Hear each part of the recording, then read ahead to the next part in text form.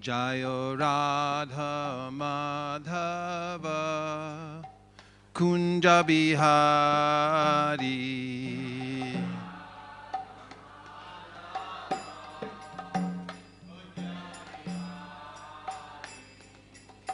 Gopi Janna Vallabha Girivardhari.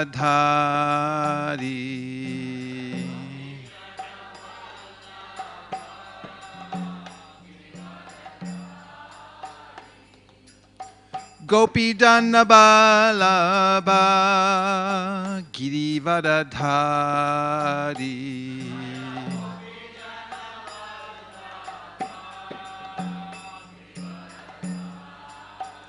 Yashodanandana Vraja Janaranjana.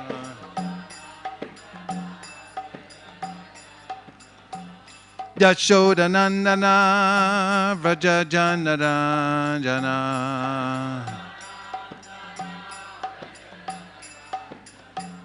Yashodanandana Vraja Janaranjana.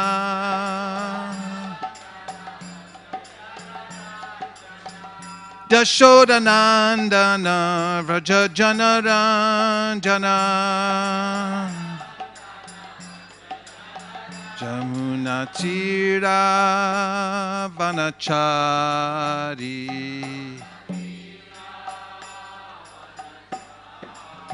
Jamuna Tira Vanachari.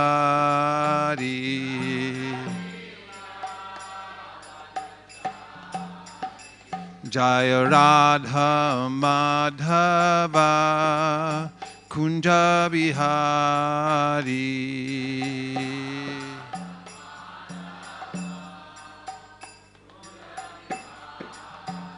Jaya Radha Madhava Kunja Bihari.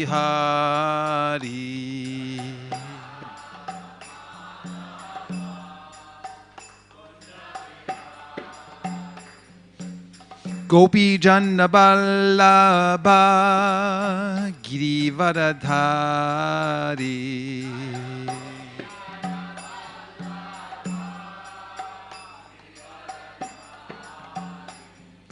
Gopi Janna Vallabha Girivardhari.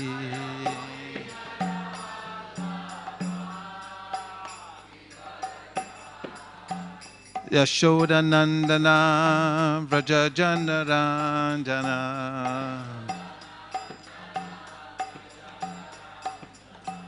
Yashodanandana Vraja Janaranjana.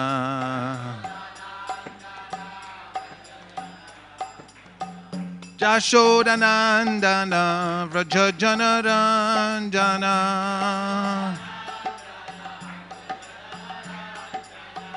Yashodanandana Vraja Janaranjana.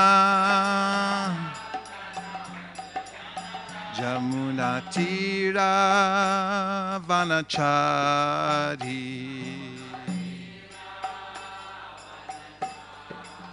Jamuna Tira Vanachari.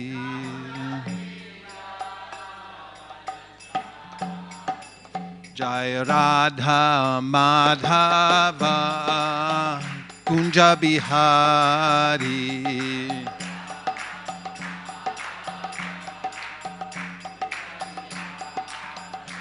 Jaya Radha Madhava Kunja Bihari.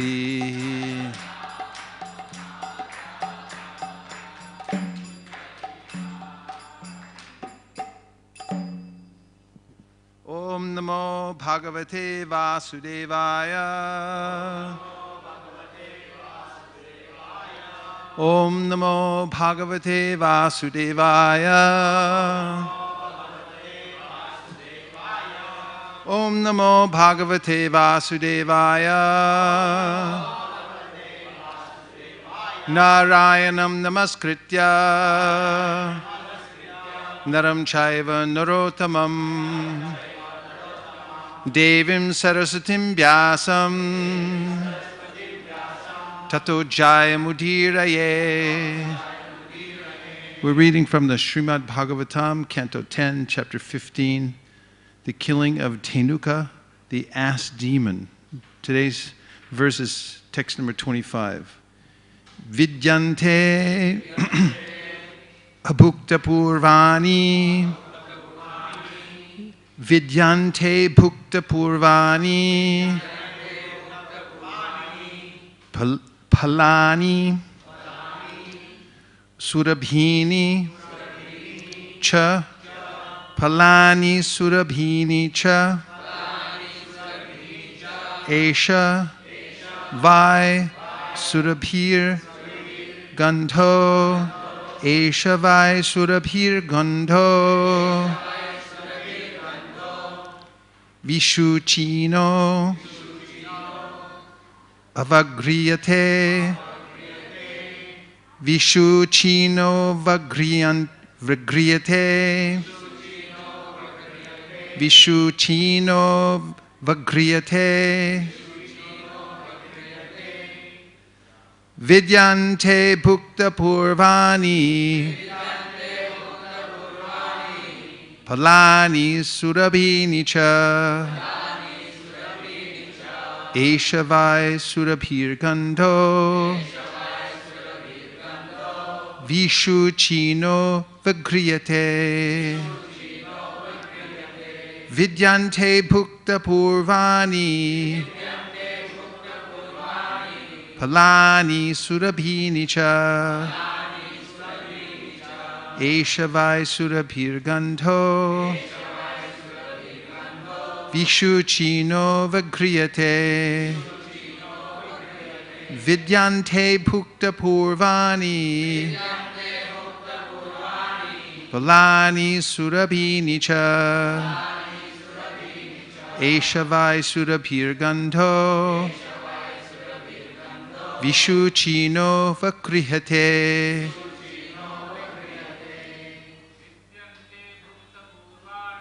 Vidyante bhukta purvani.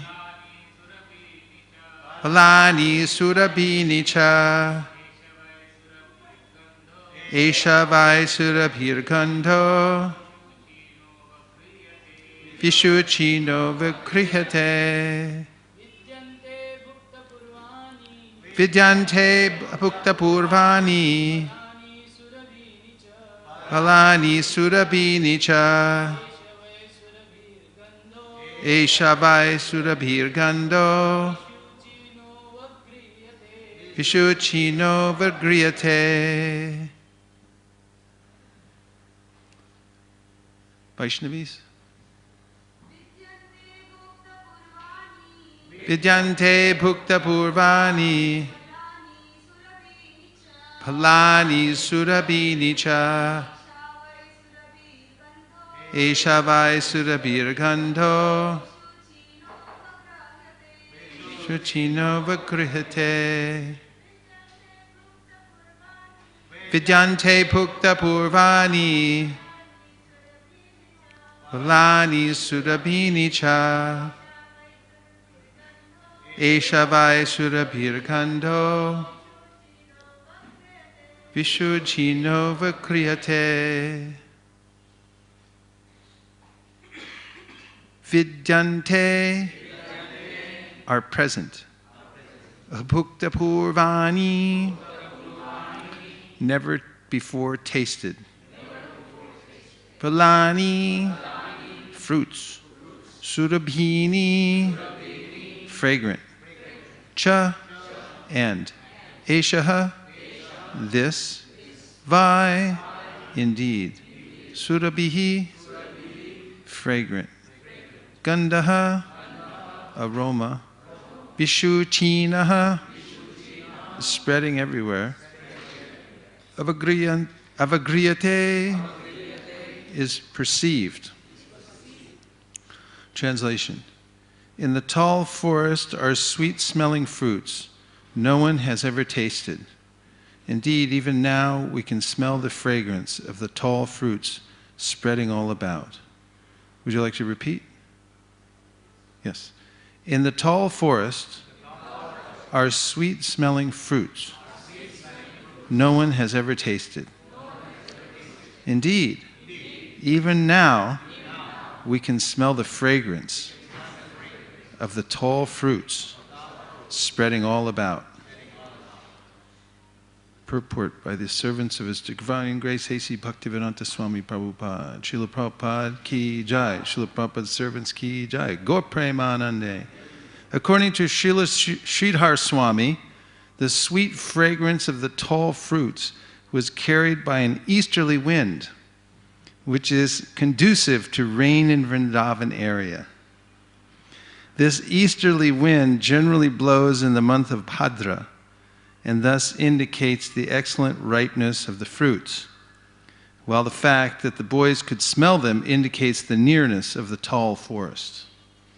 Om Ajnaniptimidandasya Jnananjana Shalakaya Chakshurun Midatam Dena Tasmai Shri Gurave Namaha Shri Chaitanya Manopishtam Stapitam Dena Bhutale Swayam Rupa Kadahmayam Dadati Swapatantikam Vandeham Sri Guru Sri Yuta Padakamalam Sri Gurun Vaishnavamscha Sri Rupam Sagrajata Sahagana Raghunatham Vitam Tam Sajivam Sadvaitam Sadvadhutam Parijana Sahitam Krishna Chaitanya Devam Sri Radha Krishna Padan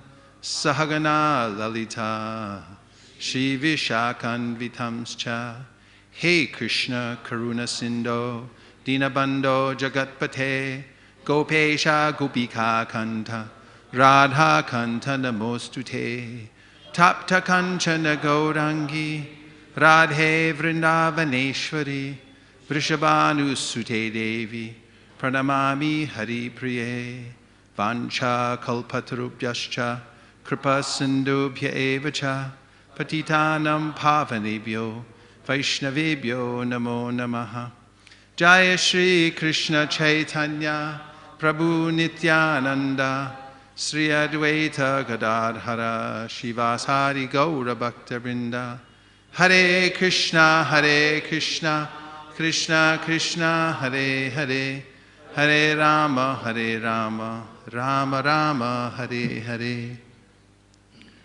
Vidyante Bhukta Purvani Palani Surabhini Cha Esha Vai Surabhir Gando Vishuchino Vakriyate.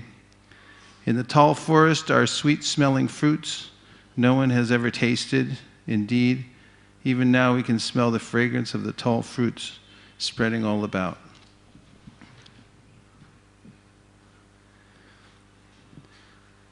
In this rarefied atmosphere of Vrindavan, Krishna is constantly playing with his friends during the day, and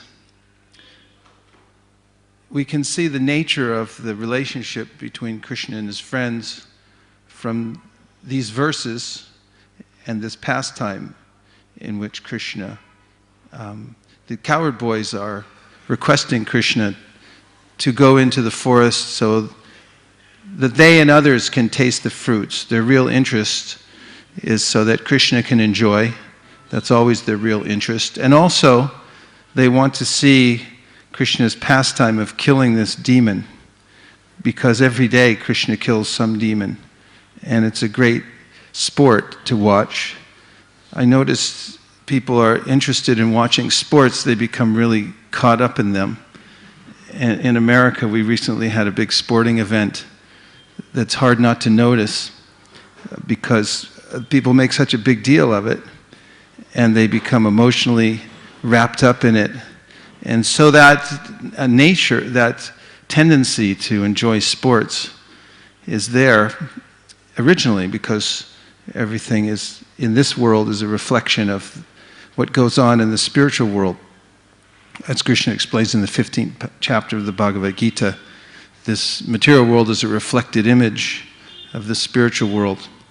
And so the boys enjoy this sporting, and they're encouraging Krishna to go to the forest. And interesting also is that the smell of the fruits, the beautiful aroma, the sweet smell of the tall fruits, is wafting from an easterly direction. And the acharyas are giving us guidance as we go through all these verses and hear about Krishna's pastimes, what are the subtle meanings behind these statements in the Srimad Bhagavatam. And of course, just from a calculative point of view, here we can understand that this is the easterly winds come during the month of Bhadra, which is sometime September. The new moon, the beginning of the new moon, sometime in September to August. August to September is Bhadra. And also said here that there's an indication that from these winds that rain might be coming. And so all sensory perceptions are there in the spiritual world. Oftentimes, philosophers say that this material world is temporary, and sense interaction is part of this material world, and therefore when we become spiritual, we give up all sensory activities and become nothing. And Krishna says in the Gita, Vitaraga Bhaya Krodha, Manmana Mamupashrita, that one must give up the fear of personal existence. Sometimes there's a fear that I'm suffering in the material world because of my sensory interaction, and therefore I don't conceive of a way that in my real life, in my liberated life, I can actually have sensory activity. But the real sensory activity takes place on the spiritual platform. And the real emotion takes place on the spiritual platform in relationship to Krishna. We see the emotion here in this world that one living being develops for another in a temporary way during a sojourn in life, in a family situation, or in all the different kinds of relationships that one might have, but these become quickly diminished by the power of time. However, in the spiritual world, in relationship with Krishna, they're fully available and actually are the source of all the other kinds of relationships in this world. And these specific details of the spiritual world are capable of catching our mind and intelligence, just as a fishhook can catch a fish. So similarly, the spiritual aspirant must have some place to catch the mind. And if one meditates on nothing, that's not enough to catch the mind. Yogis are encouraged in the second canto of the Srimad Bhagavatam. Shukadeva Goswami says that the yogis must meditate on the personal form of the Lord, starting from the lotus feet of the Lord, working one's way up to the midsection and to the lotus feet of the Lord.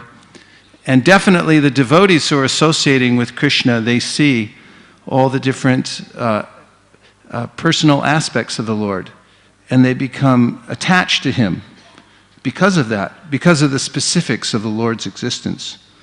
Nama Pankajanaabhaya, Nama Pankajamaline, Nama Pankajanitraya, Namaste Pankajangriye. Queen Kunti's offering her prayers to Krishna and noticing his lotus-like navel. Because she's his aunt, she doesn't want to embarrass him by starting with his feet, because that would, socially she's in a superior position. Therefore she starts mentioning his lotus navel, Nama Pankaja Netraya, Nama Pankaja Nabhaya, Nama Pankaja Netraya, Nama. So she's noticing all the different aspects of Krishna's specific features. And this is what catches the mind, the specifics of Krishna's features. In Vrindavan, the devotees notice the footprints of the Lord because they have very specific markings. And those footprints actually stay on the dust of Vrindavan, even though there's trillions and trillions of cows walking around. When Krishna leaves the house in the morning, when he goes with his boyfriends, as he is here, going into the forest, his boyfriends have tens of thousands of cows each. And Krishna has how many calves? A 1 followed by 17 zeros. But Vishwanath Chakravarti Thakur says in the pastime of Aghasura, he mentions that even with all these, how many calves is that anyway? Mathematicians? It's more than trillions, but I don't have a name for it. The footprints of Krishna don't become diminished because the calves and the cows and all the inhabitants of Vrindavan, when they're walking, they're very careful not to step on Krishna's footprints. So they avoid them to preserve them on the dust. And in the Bhagavatam, it's mentioned that a meditating yogi, when he meditates on the lotus feet of the Lord, if he thinks of the thunderbolt that's there on the lotus feet of the Lord, that marking, it can smash mountains of sin that have been accumulated in the heart of the yogi just by meditating on the footprint of the Lord.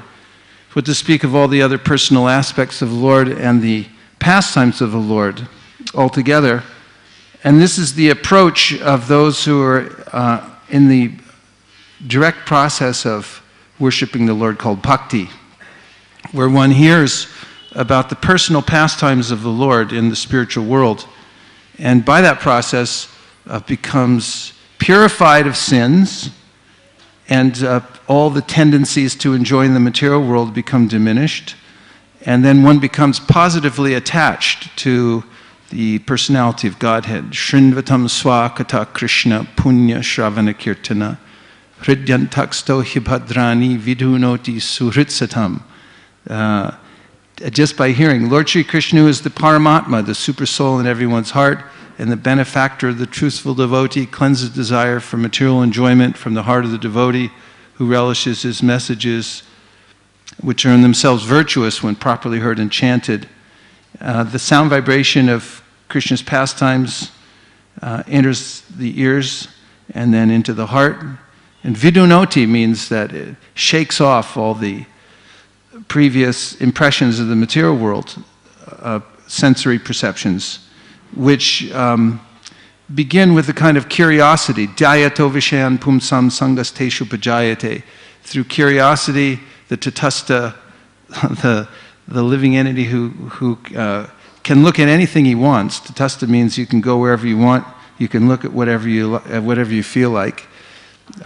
But if you look at the inferior material nature and become curious about it, and then you become tempted by it, and you contemplate it and think that there's something in this for me, there's some kind of enjoyment in it for me, then you become captured by it.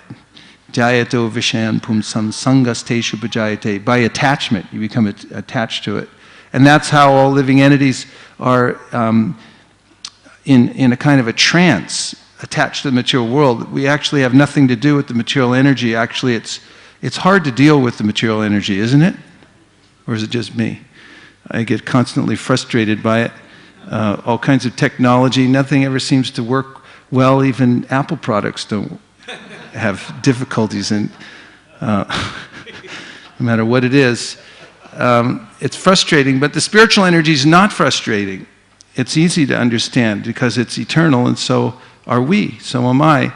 And it just makes sense. It just works well. The material energy doesn't work well. It's always fraught with all kinds of anomalies and difficulties and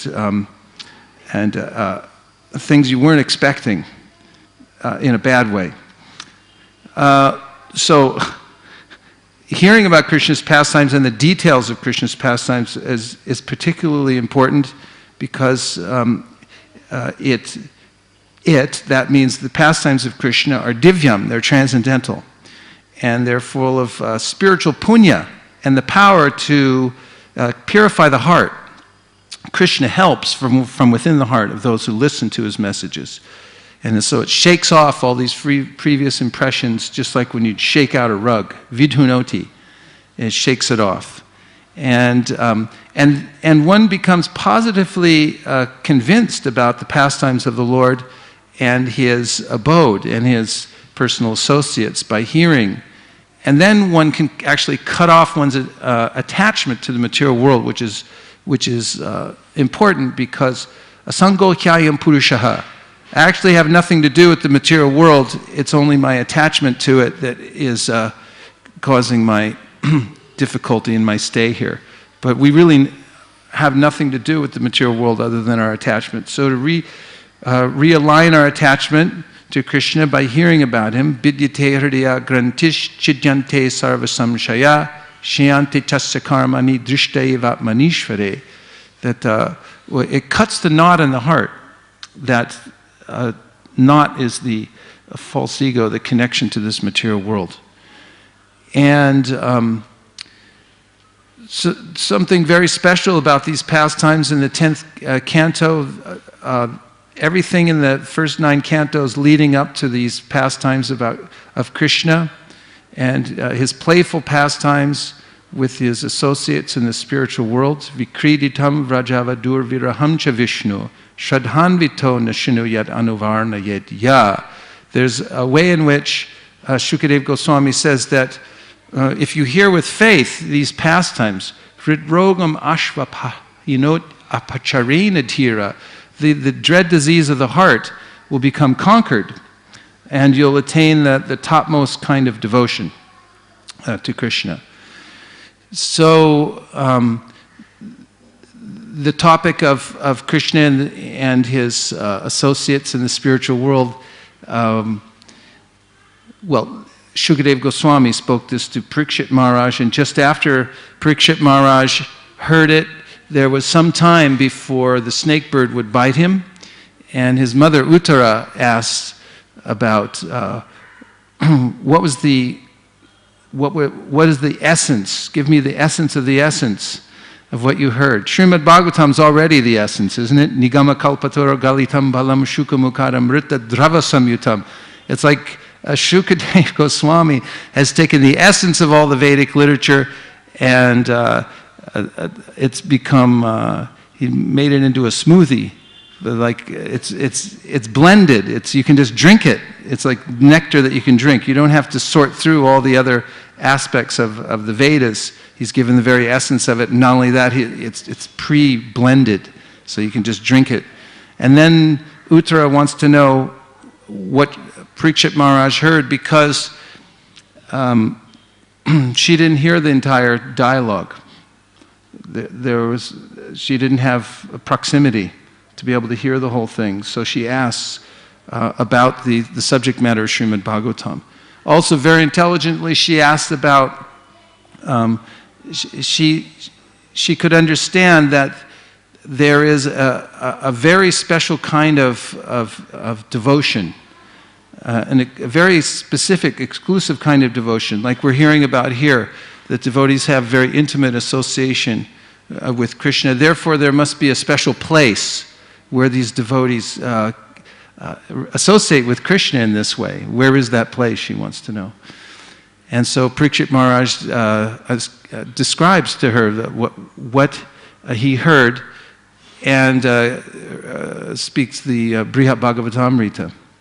And I was just thinking of that because within the Brihat Bhagavatamrita, then there's a discussion within a discussion. There's a Brahmana who becomes awakened to his spiritual life after he receives a mantra from Kamakya Devi, who is an expansion of Durga, who is the family deity of this Brahmin. He lives somewhere near Assam. And in a dream, he gets the mantra, and he begins to chant the mantra, even though he's unacquainted with what the power of the mantra is. But it's a Gopal mantra, a Krishna mantra.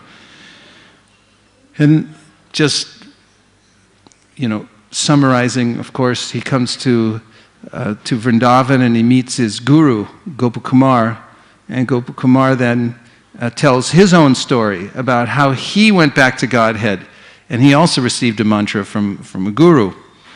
And of course, he took the mantra from a guru, and his guru fainted after he gave it to him out of ecstasy and wasn't able to give him any instruction about the mantra.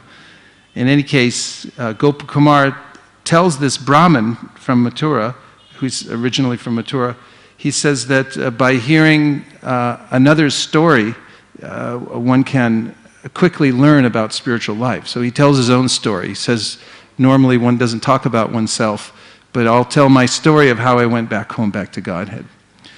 So in the course of that story, he reveals how he received his mantra, and it took him through all parts of the universe, and finally he was able to go back home, back to Godhead by the power of the mantra and the mercy of his guru. And then, after he went back to Godhead, Srimati Radharani told him to come back to Vrindavan to meet this Mathura Brahmin and bring him back to Godhead also. So out of duty and wanting to please Srimati Radharani, he went there and he met this Brahmin in Vrindavan. He began to instruct him. And at the time, after he gives him he tells his story about going back to Godhead and gives him spiritual instruction. At that time, they meaning Gopakumar and the Brahmin, hear Krishna and his friends coming. And this Mathura Brahmin then meets Krishna. Krishna actually comes and embraces both Gopakumar and the Mathura Brahmin. By that time, the Gopakumar's name is Sarup. It's actually his name in the spiritual world. And when Krishna sees the Mathura Brahmin, he calls him Janasharma, which is the first time he hears his spiritual name from Krishna himself. And Krishna is so grateful and so loving toward these two. And when he sees Janasharma, who's now taken shelter of Gopakumar, or Sarup, he wants to do something for him out of a feeling of great gratitude. And he wants to give him something very special. And he thinks that there's nothing more special than myself. And so therefore, for the first time ever, he takes off all his ornaments that he's wearing, and he decorates Janasharma with his own personal ornaments. And so he looks like a resident of Goloka at that time. And then he tells him, you take shelter of Sarup, and later, of course, Janasharma is able to go back home, back to Godhead. I bring that up because this is all the topic of the Brihat Bhagavatamrita, which is the essence of the Srimad Bhagavatam, and it giving very specific knowledge about Krishna in the spiritual world, as we're hearing in these pastimes. And by hearing them submissively in the association of faithful devotees, then we develop an attachment for them, and we develop an attachment for Krishna. Tannama rupa charitari sukirtananu smrityo kramena rasanam manasiniyo jatishtan vraje tananuragi jananugami kalam nayada kilamityupadesha saram. Rupa Goswami says the essence of all advice is that one should organize one's life so that he or she can constantly hear, chant, and remember the Lord's pastimes, names, qualities, and so forth. And in that way, step by step, manasa kramena means step by step one will come to live in Vrindavan. Tishtan vraje tananuragi. And one will become an anuragi, which means will become specifically attracted to following a particular resident of Vrindavan, in the mood of a particular resident of Vrindavan who's in a relationship with Krishna. And then we'll come to live in Vrindavan. So this is the direct process of devotional service. Anyway, these are a few random comments on a verse I was trying to get my mind around. But now I'll just take some reflections and questions if you have any. Yes.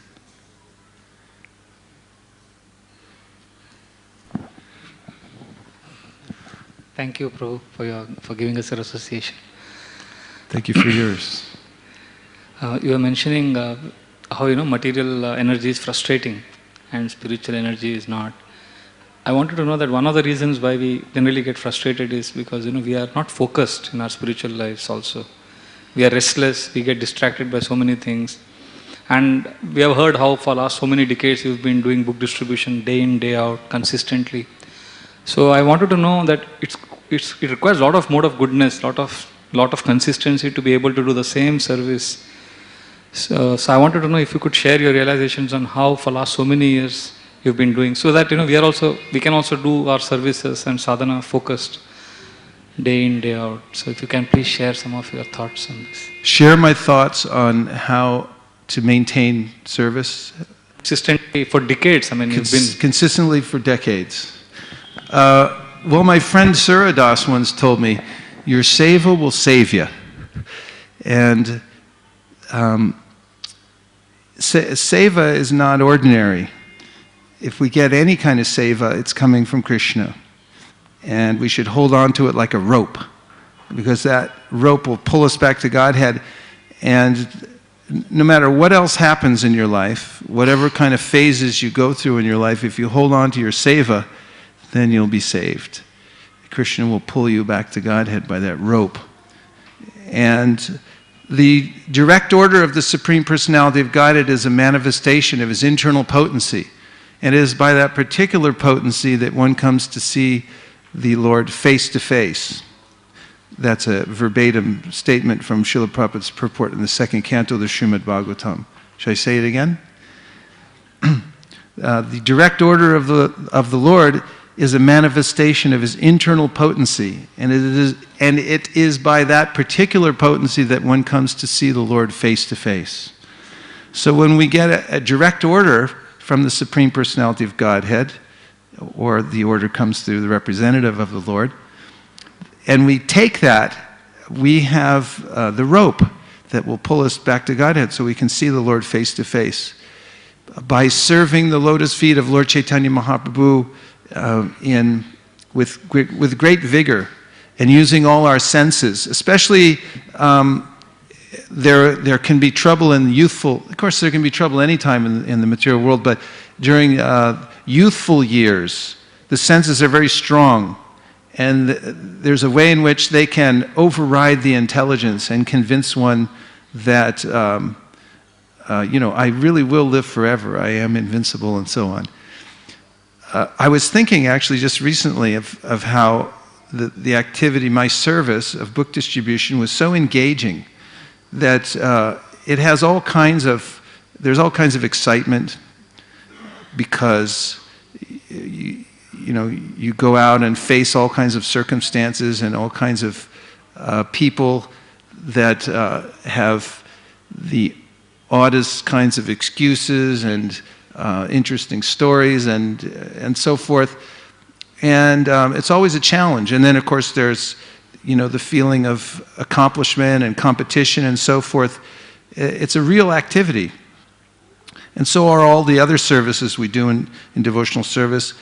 And engaging in those, all the senses, they give us a way to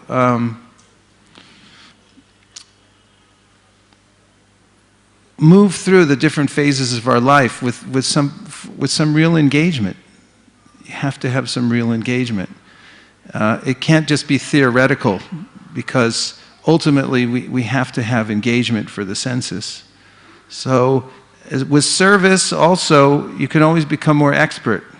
Can anyone say they've perfected their service and you can't do any more?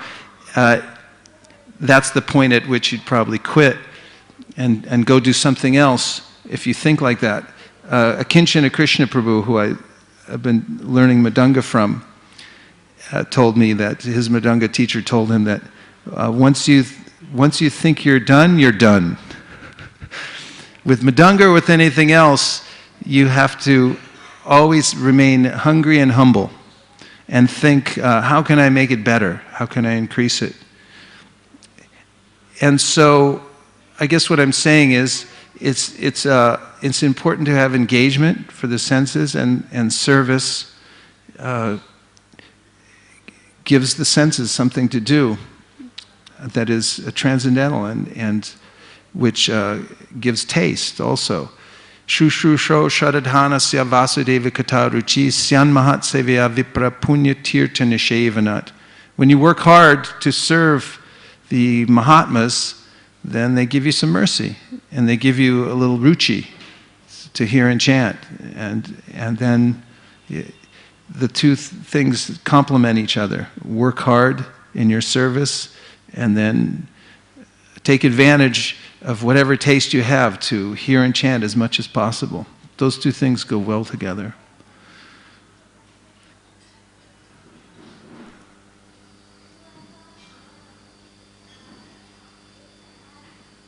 If I think of more, I'll say more. Yes?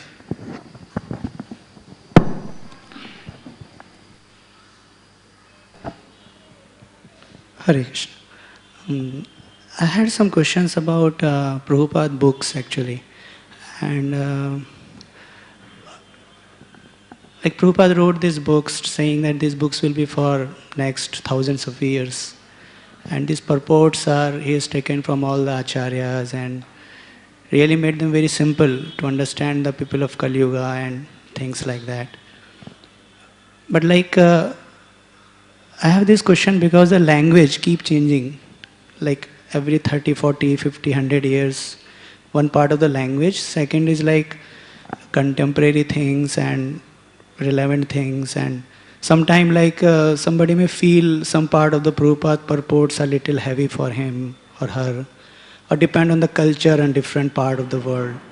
So I just want to know, because you have read also them thoroughly, distributed them to a various kind of people, like what is your experience of this? Like I mean to say, did Prabhupada mention anywhere like we need some more kind of things will be needed which can, like it's not replace them, please don't, but at least to begin with, to give somebody, because like say this book called Life Come From Life. So just make a question.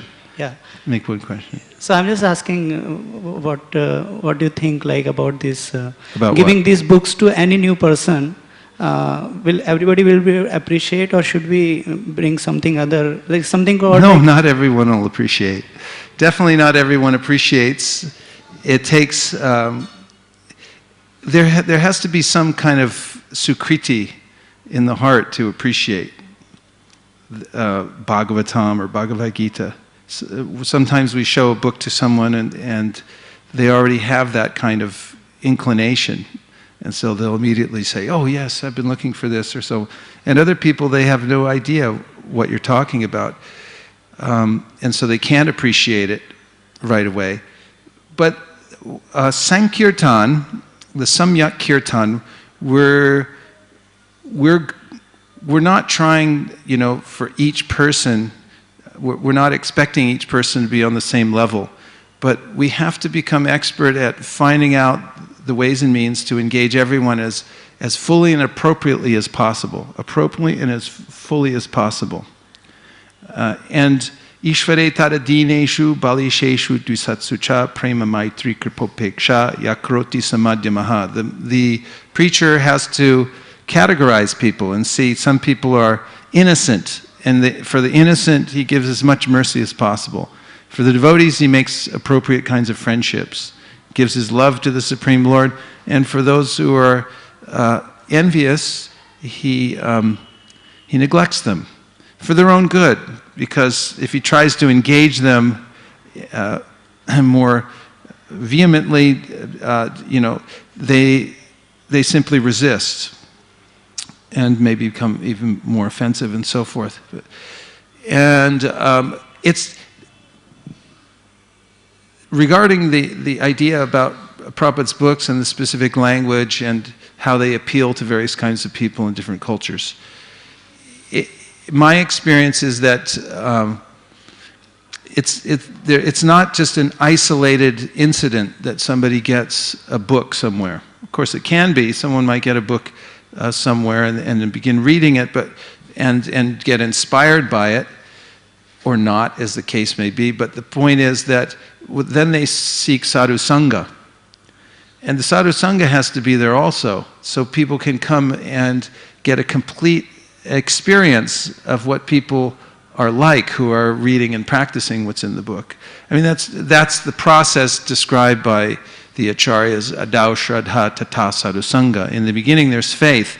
And if a person doesn't have any faith, it's because they don't have any sukriti, bhakti-mukhi sukriti. They haven't come in contact with anybody yet. Chaitanya Mahaprabhu told Sanatana Goswami that the living entities are like logs floating down an endless river, and they never stop until somehow or other they get good fortune.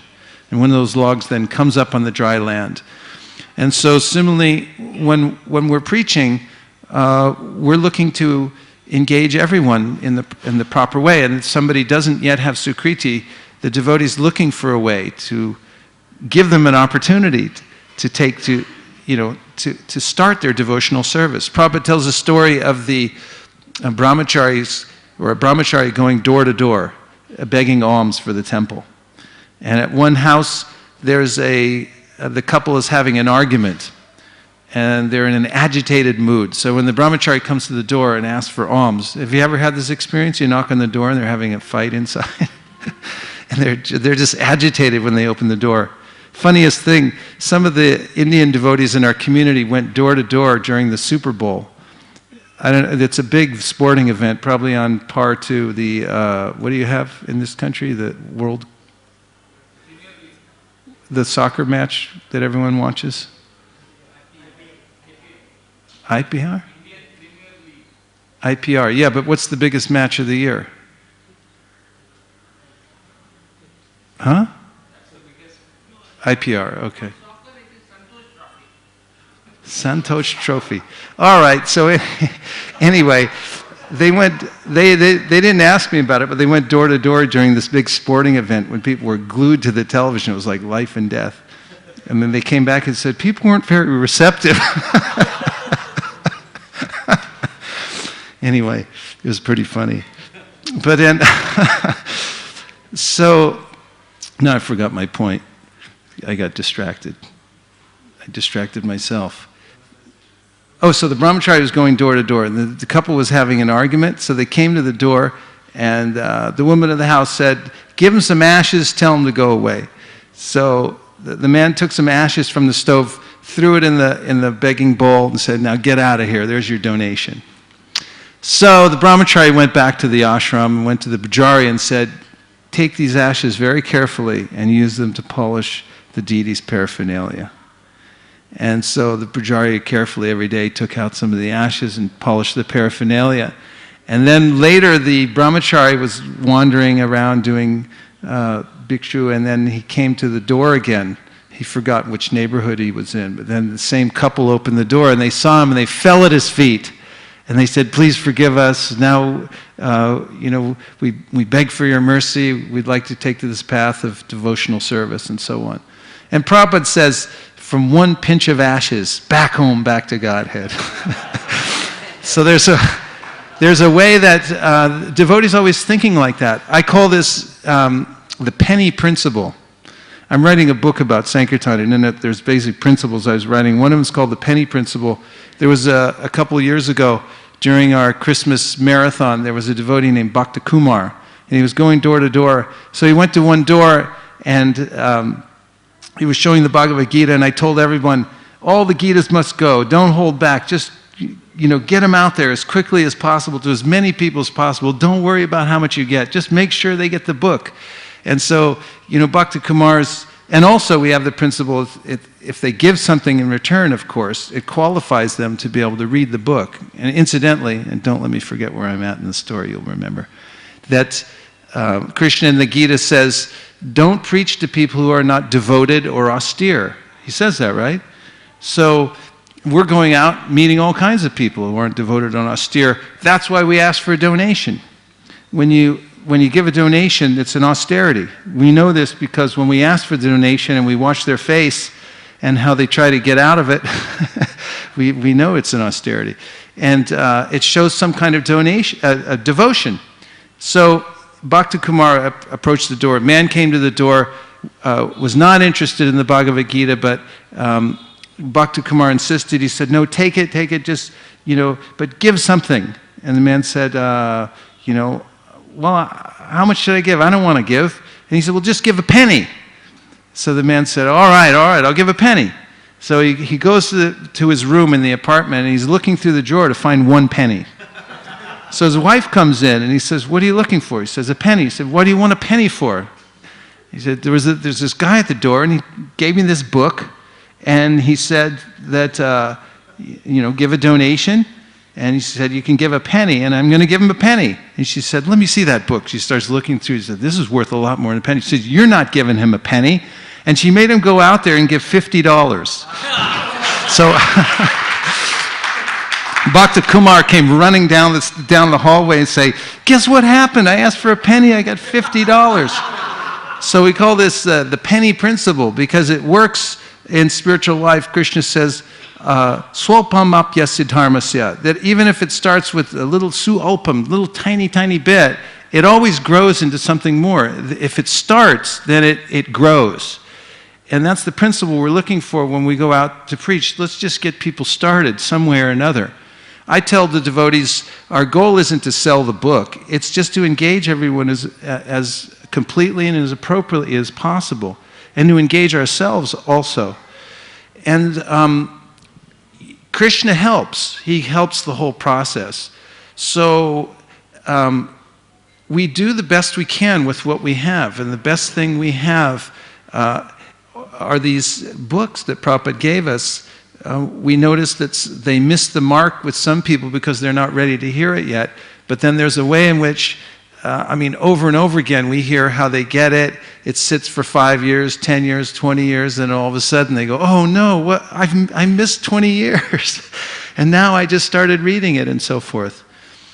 And, we have to also give people as much support as possible.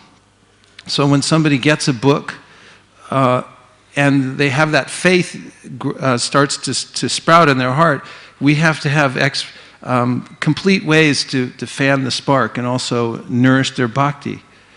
And that's most people's experience of what's in Prabhupada's books, and their faith in it comes from that association with devotees. In other words, you ask for, about certain parts of Prabhupada's books that might offend certain people in certain cultures. So my experience has been that if they know the devotee who's connected to the book, if they read that part of the book, they relate it to the devotee, and they'll come to the devotee and say, what about this? And then you say, well, this, and they'll say, all right, I trust you, so I can digest it. I can digest it because I trust you. I see that you're actually a product of the book. They see that. So those things, it's a complete program. All those things have to be in place. To raise a child, you need all kinds of support from all different angles. And a whole village raises a child. Hillary Clinton wrote a book called It Takes a Village. It means that to raise one child, it takes all kinds of support from all the relatives. So similarly, for one soul to come out of darkness requires everyone working together to help him. A lot to say on that, but anyway. So, yeah.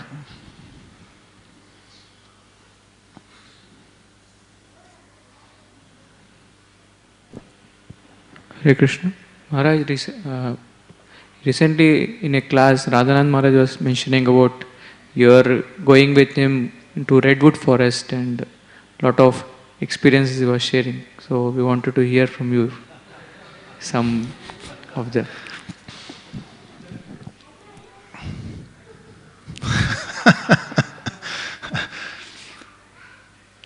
Well, I was saved from the material world by Srila Prabhupada, and I'm sustained in my devotional practice by my God brothers and God sisters. I get so much inspiration, and actually my favorite activity is spending time with my God brothers and God sisters. It gives me solace. And sometimes I think about my God brothers, and it's important to have close friends in Krishna consciousness. Very important. Dadati pratigranati, kuyamakyati prachati, bhunte bojete chaiva, shadvadinam pratilakshanam. We have to have loving exchanges with devotees. I had an experience once when I was in Vrindavan. I was sitting next to one of my God brothers who's very dear to me, and we were chanting japa in Prabhupada's samadhi. And as we were chanting, and I was experiencing some ecstasy from sitting next to this devotee, I was thinking that I don't know if I could live without him. I don't think I could live without him. And then I started feeling separation from that devotee. Just even as I was sitting next to him, it was a profound experience. I was feeling actual separation from him, even though he was sitting 2 inches from me. And so, one of the things you asked about, a lifetime of devotional service, one of the things that has sustained me throughout the years has been loving exchanges with God brothers, whom I can reveal my mind to, and listen to them reveal their mind, and so on. And there are all kinds of situations that come up in life, I think. Or is it just me? And to be able to process those different situations by talking to beloved God brothers who you can reveal your mind to is vitally is the most vital aspect of devotional service. It's not just philosophy. And somehow by Krishna's arrangement, I have a relationship like that with His Holiness Radhanath Swami, and somehow it developed from our going up to the Mere Woods together to walk and talk. And in the process of doing that, we've had some interesting experiences. One of them was that we almost got arrested because we stayed in the park so long. Muir Woods is a place Prabhupada walked. So we go there because Maharaj likes it so much, because Prabhupada's a holy place. And it's very soothing. It's like going through a car wash for your subtle body and soul. That beautiful trees and brooks and things like that. So anyway, we went one time into the forest, and it was very crowded. It's a popular tourist place. The parking lot was full of cars, hundreds of cars. And then we stayed so long, we were talking for so long, sitting by a bridge just talking and talking, then we got lost, and as far as the time goes, we forgot what time it was and realized it was getting dark, so we walked out of the park and noticed that they were closing everything. And there were no more cars in the parking lot, except for ours and one other car. And just as we were about to step in the car, a ranger pulled up in his car behind us, but really fast. And he jumped out and he said, "Hold it right there." And I said, "You're kidding, right?" And he said, "No, I'm not kidding. Hold it right there and keep your hands visible." And Maharaj had already gotten in the car on the other side, and the ranger said, "And tell him to get out and come." So they came out, and then 2 other cars pulled in. There were some state troopers different law enforcement officers, and they pulled up as if it was a big sting operation. It was very confusing, actually. I mean, what it could have been. And they didn't tell us for about 10 minutes, and they were questioning us. And we had had a picnic.